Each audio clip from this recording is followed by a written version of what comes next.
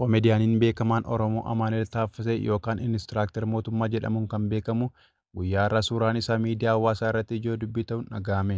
Koomediyaan Amaanu'el aartii Oromoo keessatti namoota shoora guddaa taphachaa jiran keessaa isa tokko yommuu ta'u, hojiiwwan koomedii, fiilmii akkasumas illee wantoota nama bashannansiisan waltajjii adda addaa irratti dhiyeessaa turuun isaa ni yaadatama.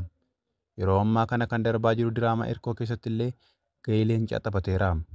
Haa ta'u malee suuraan isaa guyyaa har'aa namoota miidiyaa hawaasaa fayyadaman baay'ee irratti rifaatu guddaa uume.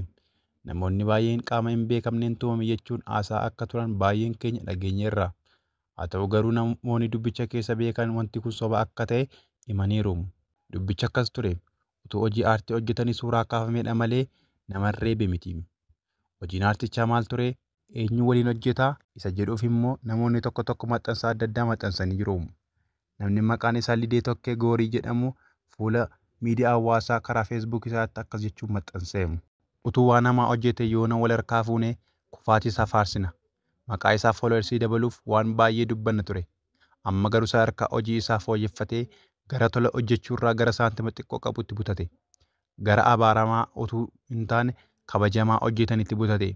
Lafa dadhabbiin ofii itti argamu dhaqanii hojjechuun immoo gaariidha. Obboleessa koo Amaanu'el Taaffasee kun jalqaba haadha koo jabaadhu. Waaqayyo si haa milkeessu ammasii.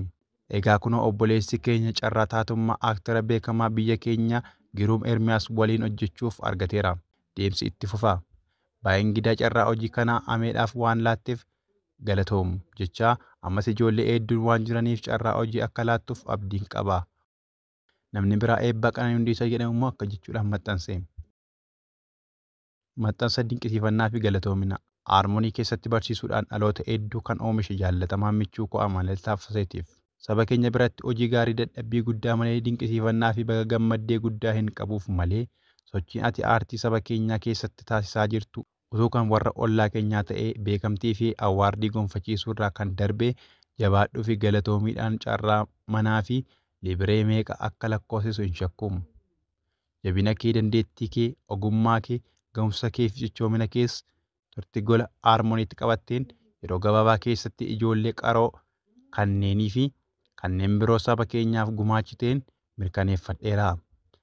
Kanarra guddattee milkooftee gulantaa addunyaatti si arguun baay'een jaalladha. Ammoo koo koongiraajuleeshin jechuun maxxanse. Egaa qophiin keenya kana fakkaata. Qophiiwwan kana fakkaatan kan biraa argachuudhaaf sabskiraayib gochuu hin dagatinaa. Waan nu waliin turtaniif galatooma.